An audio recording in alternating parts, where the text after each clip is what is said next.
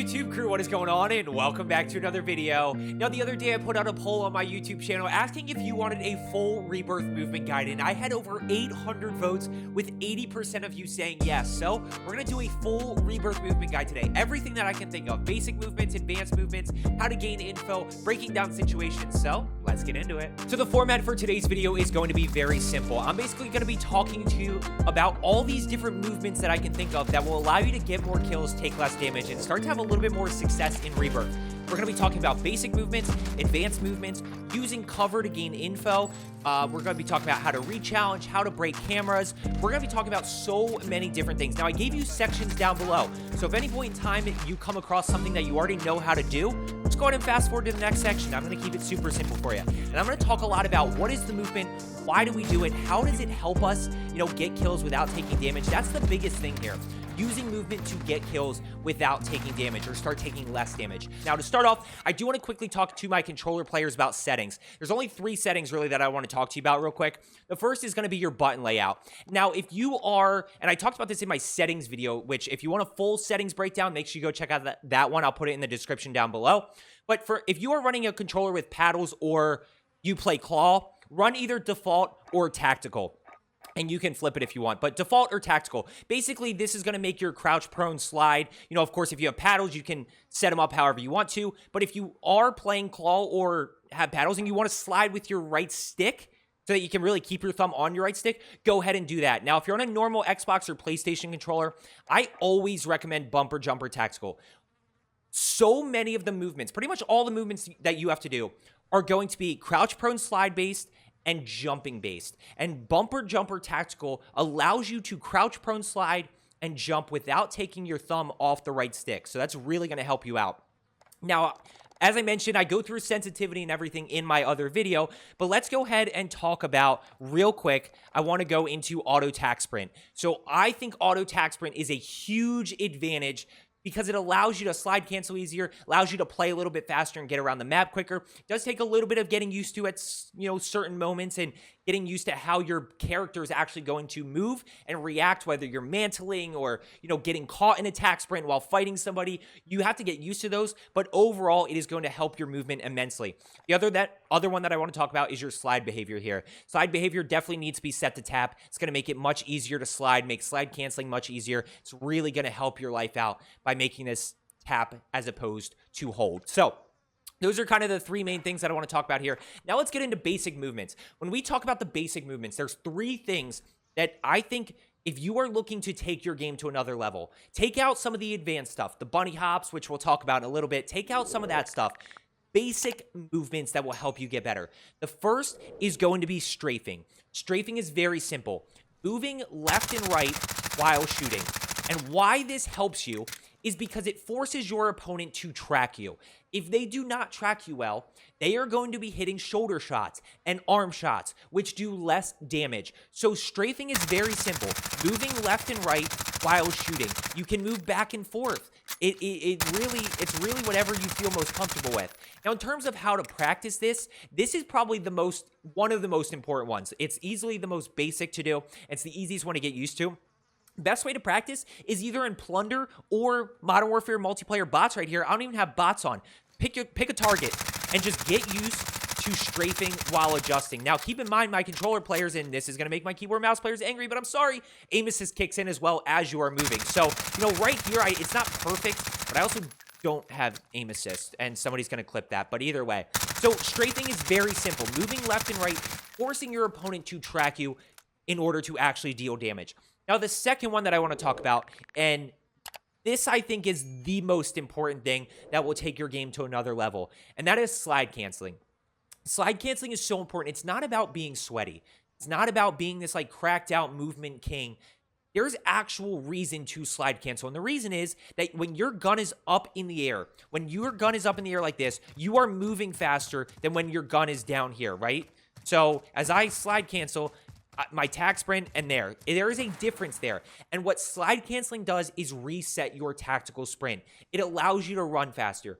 That's going to allow you to play faster, whether it is getting from point A to point B because you're out in the open quicker, whether it is you're in a 1v3 situation and you get a down, you get a thirst, but you get broken, and now you need to run away from that person's teammates, right? Slide canceling is going to allow you to get across the map faster. And how we do it is very, very simple. You're going to get your gun up in the air, and then when it goes away, or there's a timing thing, you can even do it while the gun is still up in the air. It's going to be slide button, jump button, and then reset your tactical sprint. Now, this is where I talk about the fact that your automatic tactical sprint should be on, because all you have to do is move your stick forward. All I'm doing is move my left stick forward here, and I'm starting the tac sprint. So that allows me to instantly reset my tac sprint. And notice how much faster I'm moving, right? And it's very quick. Slide button, jump. Slide button, jump. And it resets. You can even see the character down next to my gun, right? You can see where and what we're doing here, chat, is we're sliding. Now, the second slide button cancels the slide. So now I'm sitting in a crouch, and the jump button stands me up, and then I reset the tac sprint. Slide button, jump, and I reset. This is the most important one to really start to get your movement to be better. This is the basis for a lot of different things. This is going to allow you to jump peek easier, which we're going to talk about in a second. It's going to allow you to do a lot of different things that you can't just do from a normal sprint. So this, again, with bumper jumper tactical, you can start to slide cancel. Now, the third one that I want to talk about in terms of basic movements is probably my favorite. Similar to strafing, is going to be jumping while shooting. Now, the reason that jumping while shooting is so crucial is because as you are jumping, you are naturally moving up, right? So your crosshairs are naturally moving to that person's head. Meanwhile, their crosshairs are in the same spot, right? So if I'm aiming here and I'm aiming at this guy's chest and he now jumps so that think about him jumping so that his head is right here on the red line, right? So if I'm aiming like this and hitting chest shots and then he jumps, now I'm hitting hip shots and leg shots, lower damage areas. And he's going to have to reverse track. It's really weird. Like, he could be perfectly tracking and then he also all of a sudden has to shoot up. So jumping while shooting is very simple, and it allows you to mix in more headshots, which makes a huge difference when it comes to those close range engagements, right? Especially in those close range engagements, because when you're up close and you jump, you can see that it goes right to his head. So it's going to be a huge advantage there in order to start hitting more high damage areas, and it's very easy to do. So we're talking about in terms of basic movements. We have slide canceling that allows us to play faster, move around the map quicker, and really start to play with more pace. And then when it comes to being in gunfights, we want to be strafing while shooting and or jumping while shooting to start avoiding some bullets, taking less damage, allowing us to win more of those gunfights. Okay, so now let's jump into some advanced movements. And the first advanced movement that I really want to talk about isn't necessarily a movement at all, but it is simply something that you need to be doing that will allow you to anticipate better and really, again, go back to what we started talking about, which is how do we get more kills without taking damage? And that's actually going to be centering your crosshairs. Not a lot of people talk about this, but it is super crucial. So, you know, I want to take this guy, for example, right? So if I'm back here and I'm turning this corner, what a lot of people do, right? Again, we're focusing on this one right here. What a lot of people do is they come around the corner and then they're like, oh, he's there. And then they kind of turn and then they start shooting. What I want you to start doing is focusing and putting your crosshairs where you think people are going to be. This is really going to be crucial as we start to jump into, you know, how do we peek corners? How do we, you know, jumping while shooting, jump peek corners? How do we bunny hop? Is centering well, because as I turn this corner, I want my crosshairs where I anticipate him being. Again, same thing with this guy, right? As I turn this corner, I want it to be somewhat close so that all I have to do is make a very simple micro adjustment. It doesn't have to be perfect. It's not going to be perfect. You know, it might be over here, but at this point, it's a very simple micro adjustment to actually start shooting and doing damage on that person. Whereas a lot of people, and why I say it's a form of anticipation, is because a lot of people just aren't anticipating people well. So instead of, you know, expecting this person to be here, they're just kind of wandering around and they're like, oh my gosh, he's actually there. And then they go ahead and start shooting. So I really want you to start focusing on centering your crosshairs. Again, we'll use this guy as an example over here. As I'm turning the tires, I want to put my crosshairs somewhere in the vicinity of him so that as I ADS, I'm able to easily start and quickly start doing damage.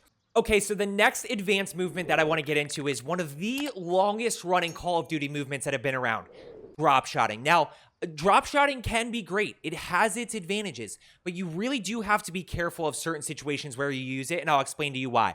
Now, I don't tend to drop shot a whole lot. I tend to stick to strafing and jumping while shooting, and there are certain situations where it happens, but for me, honestly, A lot of what it is me actually sliding with the right stick and then just dropping down.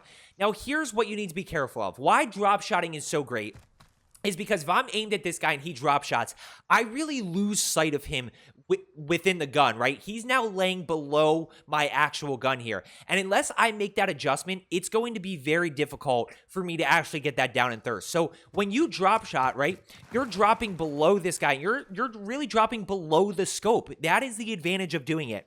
Where you have to be careful is that kind of two things. One is that you can be susceptible to, as you are dropping, you're stuck in a crouch right here. Not stuck, but you cross this crouch position, which if somebody is shooting you in the hip and you crouch, they're now hitting headshots on you. But the bigger one is, you know, if I'm aimed at this guy and he drop shots, right, I lose him within the gun, but as soon as I make an adjustment, and good players make those adjustments, they will recognize the drop shot. As soon as they make that adjustment, they are now only hitting headshots. There's no potential for them to hit leg shots or hip shots or stomach shots or arm shots or anything. They are straight hitting headshots, which is going to increase that TTK in a good way for them, not in a bad way. That is going to make the TTK insanely fast. So that's really why you have to be careful of drop shotting. You don't want to drop shot at a distance. The only time I would recommend drop shotting really is probably within about 10 meters. Within about 10 meters, because that adjustment for them is going to have to be super quick and it's super sharp. So if I drop shot back, if this guy drop shots back here, right, you still kind of see it happens, and that's the distance that I have to go, right? It's very easy to do. If this guy drop shots right here, look how far I have to go down to actually drop shot. And the TTK is so fast that he can actually get away with shooting my toes for a little bit. And the good players that are really good at drop shotting can actually drop shot while keeping their crosshairs up. It's pretty hard to do, but as you choose to drop shot, you can really start to hit those upper torso shots still, and it works out really well. Now, the next thing that I want to talk about in terms of advanced movements is kind of a combination of the two that I talked about earlier, and that is jumping while shooting and strafing. So you're actually going to be jumping to the left and to the right while you are shooting. And it's just one of those things where, again, this is practice. It's two buttons, really. Obviously, you're aiming with the right stick. Actually, it's a lot of buttons if you technically think about it. It's about 5 because it's aiming, shooting, moving right, and adjusting the recoil while also strafing left and right with your left stick and jumping. So it can be a little bit difficult. But that's another one where not only are you forcing your opponent to track you left and right, you're also forcing them to track you vertically. And I'm going to throw a few clips in here of me actually doing this, and you'll really see it's very difficult for opponents to track you.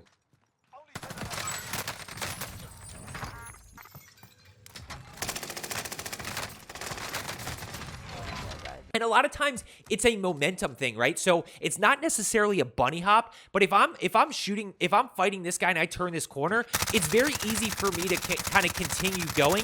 And then all I'm really doing is hitting that jump button while I'm moving left and right. So with jumping while shooting and strafing, I wouldn't recommend like trying to jump back and forth. I wouldn't recommend trying to jump right and then jump left and do all this stuff, right? Pick a direction. And it's kind of whichever direction you're going. A lot of times, again, it's momentum where I'm sliding this way and then I'm just still going that direction. And, you know, it works better when you're actually shooting somebody like right there. That's 2 jumps. And that's the TTK right there. That is how fast the TTK is. That jumping left and right, you don't have to jump 7 times to actually get somebody down. It's 1 jump, 2 jumps max, as long as you can stay within this frame right here of headshots and upper torso shots. So far we have centering, drop shotting, and jumping left and right. The last one that I do want to talk about is bunny hopping. Now, I don't bunny hop a whole lot. I tend to jump peek corners. And then what happens for me a lot of times is as I jump peek corners, I naturally go into jumping while shooting. And that's how my bunny hops happen in clips. You know, I don't naturally love to bunny hop, although there is an advantage to it. The advantage is it makes you very difficult to track because when you bunny hop, and I can't really show it on my screen what actually happens, you never actually touch the ground. You kind of like skip across, which gives you a huge advantage, and it's almost like a speed boost where your opponent now has to track you even further.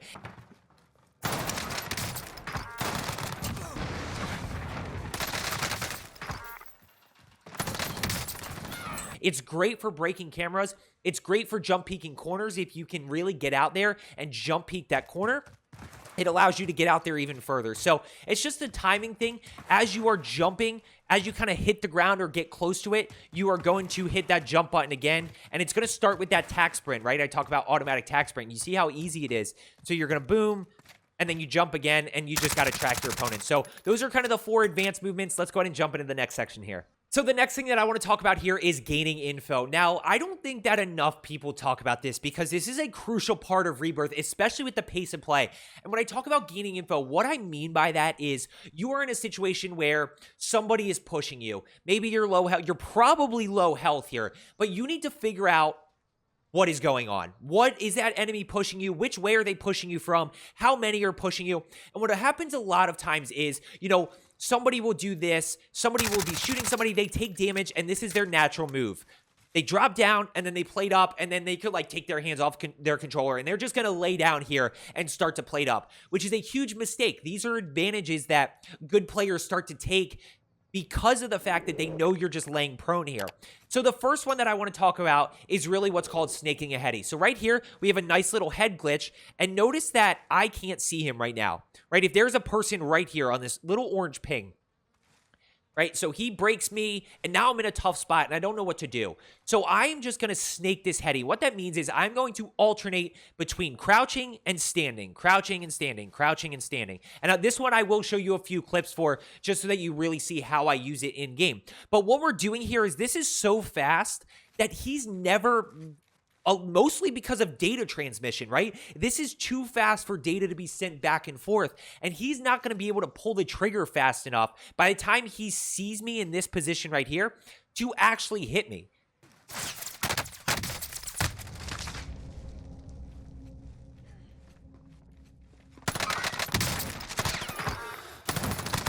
So what's going on here is I am snaking this heady, and I'm gaining info. Every time I pop up, I am gaining info. So let's say he's no longer here, and now he's here, right? So I'm snaking this heady. Now I see him start to push right. Boom. I can now snake this way. And right here, I can challenge when he's out in the open. And this is simply crouching and standing. This is where I talk about playing with paddles, whether it's claw, whether it's bumper, jumper, tactical on your normal controller.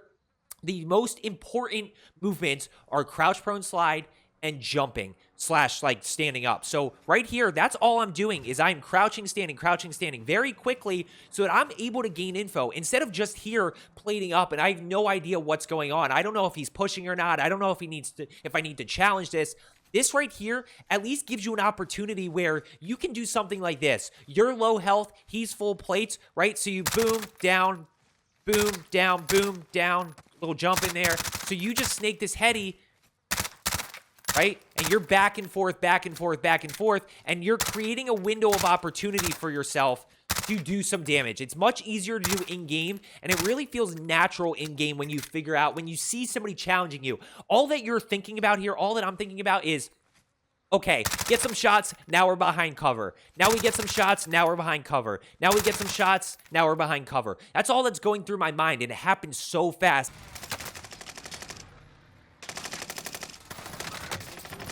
Kids on the roof, watch out.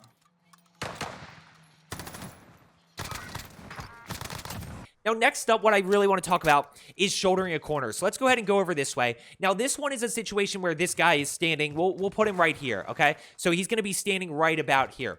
Now, what shouldering a corner is you are going to quickly peek out. And really what you're doing here is your goal is to peek out just far enough so that you can see him right there. Right, so this is another way to gain info, and this doesn't have to be while ADSing, right? It's super quick, and again, he's not going to be able to do much damage because of how fast it happens. Boom, back, I've seen him. Boom, back, I've seen him. And what happens is, as you start to do that, and as you become more efficient, what you then learn how to do is how to challenge off of this. So, again, I'm going hypotheticals based on this map right here. So this guy is standing right here, okay? And take out this crate. Pretend this crate's not actually here. Big X in the middle of this crate. So I'm going to go ahead and shoulder this corner. I see him, right? I see him. So now what I'm going to do is I'm going to tack sprint here, and I jump peek this corner. And now I'm all the way out here, which we're going to talk about how to play corners in a second. I get asked all the time, Joe, how do I know whether I should slide around corners or jump around corners? I'll go ahead and explain how to determine that in a second. But so we're going to shoulder this corner. I see him, I tack sprint. Now I jump all the way out. We hit him with a bunny hop. Boom, all the way out. and then we go ahead and we challenge him this way. That's going to force him to track me. But what you're doing with shouldering a corner is you're gaining info. Boom, gaining info. Boom, gaining info. I see him. Same thing, you know, over on this one. Obviously, there's a big hole in this, but boom, I can gain info that way. So these are all ways to gain info about where enemies are actually pushing from. The last one is sort of a combination of snaking a heady. It's more so snaking a heady, but it's a situation where we're behind a big piece of cover. Again, what a lot of people tend to do, they take damage. Whoa, I'm behind cover. They're going to plate up and they're just going to sit here. That's a big mistake because you have no idea what your enemy's actually doing. So we're just going to jump over this. Super quick jump. That's it, right? I have all the info that I need. Look at this orange dot right here. Boom. I see the orange dot. I see the orange dot. So instead of just sitting back here and trying to figure out, you know, what am I actually going to be doing? What are they pushing? Are they not pushing? And you're just kind of lost in no man's land. We're going to jump over this cover. These are really the basis for starting to re-challenge in these must re-challenge situations. So now I know, boom, he's pushing. I see him right on this corner here. So I slide around and I'm able to re-challenge that way. I'm able to get the down in the thirst. So those are kind of the 3 ways to gain info right there. Snaking a heady, shouldering a corner, and jump peeking over cover. Next up, I want to talk about playing corners. And playing corners is something I get a question about all the time. Joe, do I slide the corner or do I jump the corner? And the first thing that we need to get out of the way here is you should never slow peek a corner. You know, you should never just ADS slow peeking this corner. And the reason being is what's called peeker's advantage. Peeker's advantage is essentially because of data transmission.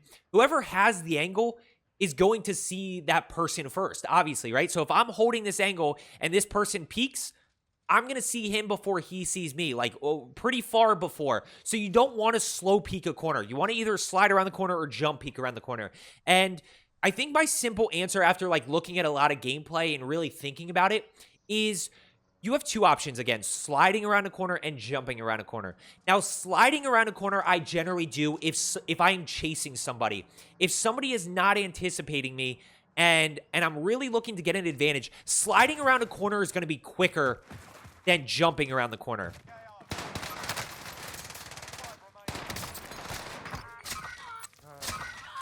Down below outside. Got him. So I really find sliding helpful when I'm chasing somebody and I need to quickly get around the corner because I can essentially slide cancel around that corner. It's going to allow me to play so much faster. So when I'm chasing somebody, I am sliding around that corner.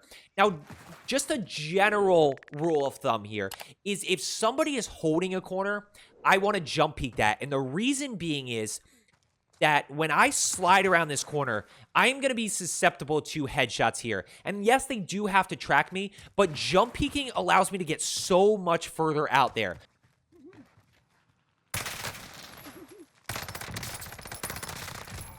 So when I am chasing somebody around a corner, I'm going to slide around the corner, center my crosshairs, hit him with the little slide cancel, and almost pre-fire that corner, right? Oh my god, I'm choking. So I'm going to slide and almost like pre-fire. You can even hit him with the drop shot. That's where I talk about I don't always drop shot on purpose. It's just me hitting that slide button again. But I'm going to slide around that corner. Now, if somebody is holding a corner, right? If somebody's just sitting right here, kind of waiting for me behind this wall, right? They're just holding this. And I want you to think about this, right?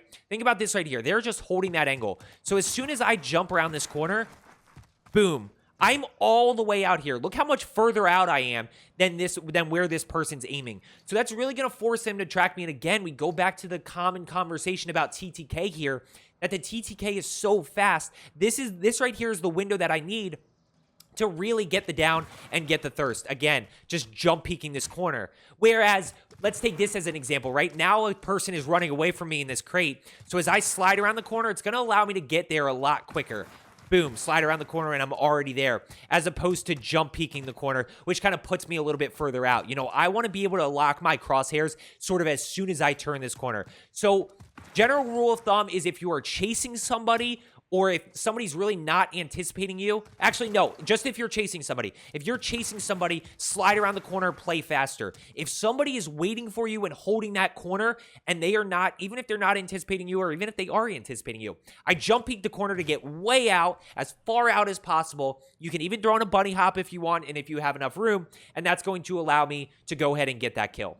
Okay, so next up, I want to talk about how to re-challenge and how to break cameras. These are a little bit more advanced and kind of really involve a few different movements, but there's really kind of 3 clips that we're going to break down. The first is going to be me rechallenging a situation because I absolutely have to. I have no choice.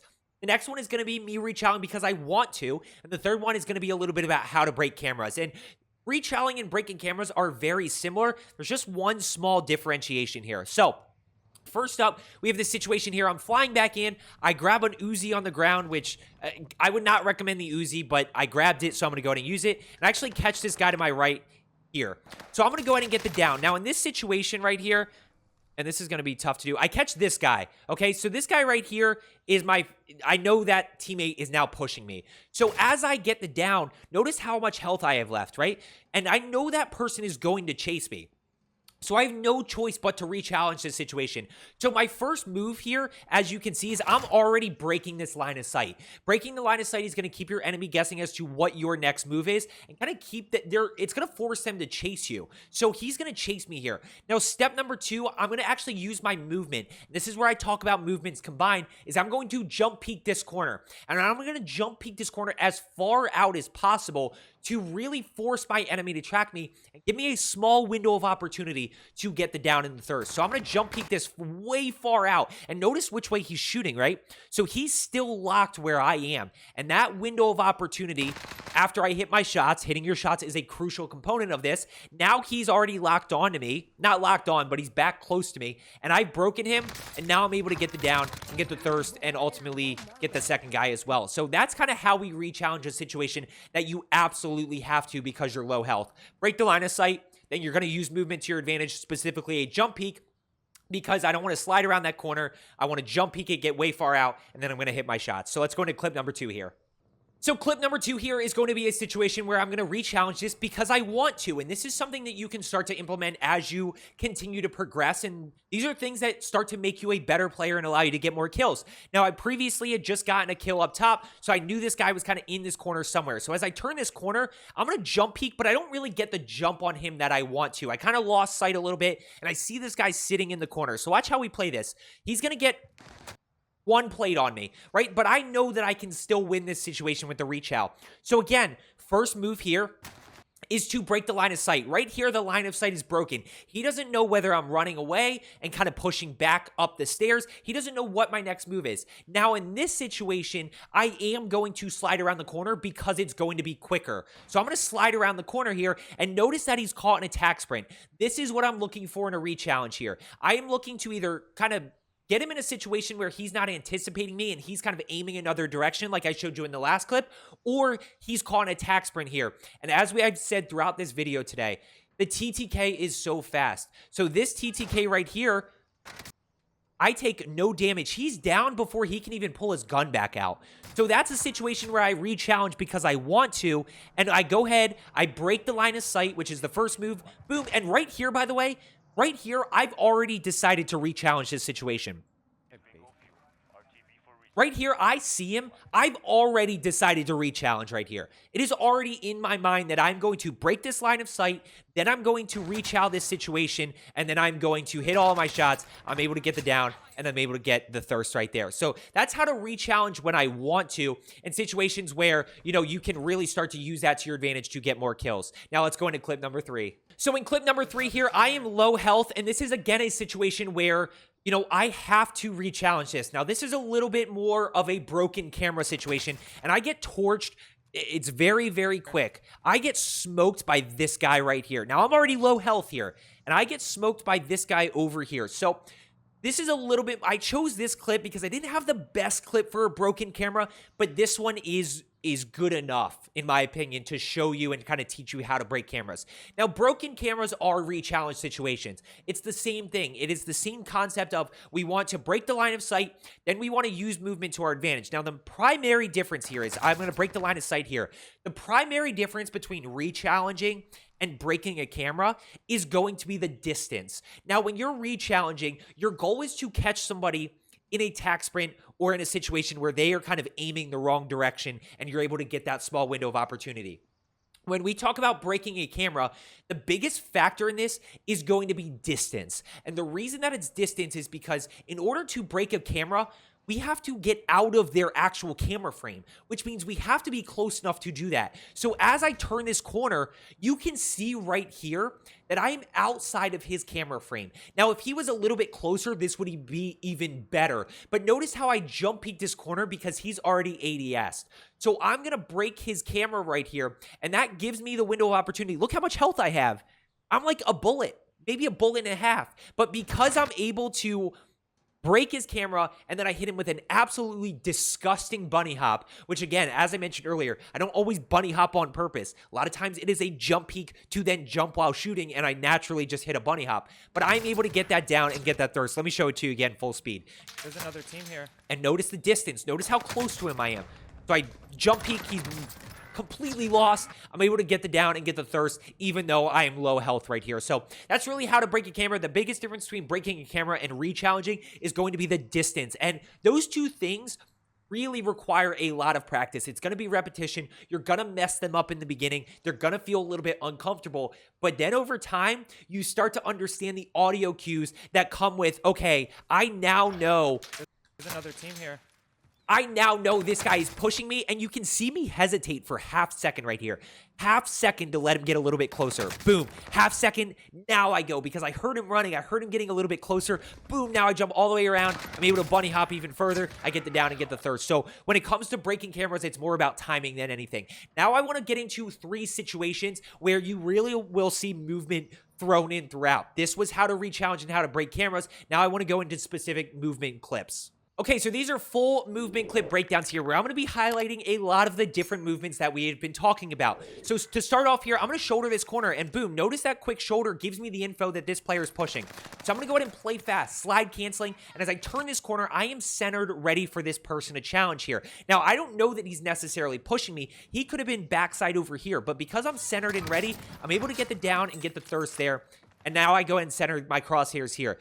Now, I wasn't totally ready for this guy to be here. This was a mistake on my end, but I'm going to go ahead and reach out here and try to hit shots. I'm not able to hit him at all. So I'm going to play fast, auto attack sprint to the backside here, center well, pre-fire, and I'm able to break him. Quick reload here.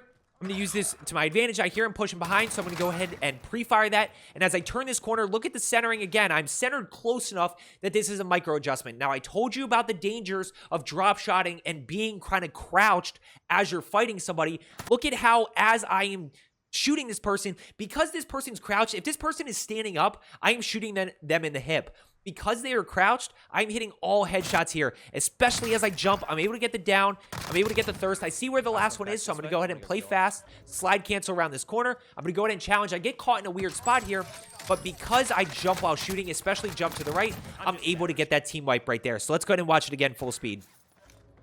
Shoulder this corner. I'm going to go ahead and play fast and push around slide canceling. I center, able to get the down and the thirst. Let's go ahead and challenge this other side, centering well. We can hit him with the rechallenge. We break that line of sight, then rechallenge. Able to get the break on the backside and reload for a second. Now I hear the other one pushing behind. Boom. Get the tag. We're going to center around this corner. Hit a lot of upper torso shots, which gives us the down and the thirst. We get that information about where the last person is. And we're going to go ahead and challenge this right here. A little bit of jump to the right. We're able to get the down and the thirst. That is a pretty easy 1v3 right there using movement to my advantage. So let's go ahead and get into clip number 2. So this next situation, we are in living quarters, and I'm going to just use a simple strafing while shooting and strafing to kind of re-peek this and re-challenge. Now, this is one of those where, you know, I say that ADSing, kind of going around corners, is dangerous. But in this situation, this is a combination of me strafing, re-challenging, and shouldering a corner. Again, watch how shouldering plays such a crucial component of this. Now, I'm going to go ahead and center the doorway. I'm able to hit shots, and I'm able to get the down. Now, I get the first one, and I know there's a second one there. So I'm going to go ahead and rechow this, and watch how I just strafe back and forth, and I just shoulder this corner until I can do enough damage to get the down. Boom. Re-challenge, little bit. I'm back behind, little bit. Now he's down. So notice right here, that was a super quick double kill, but I'm going to challenge this. I'm going to center. I'm going to hit all my shots. And again, watch how I'm just strafing and shouldering this corner, doing a little bit of damage at a time to really kind of keep him guessing. And that's what allows me to get this second kill.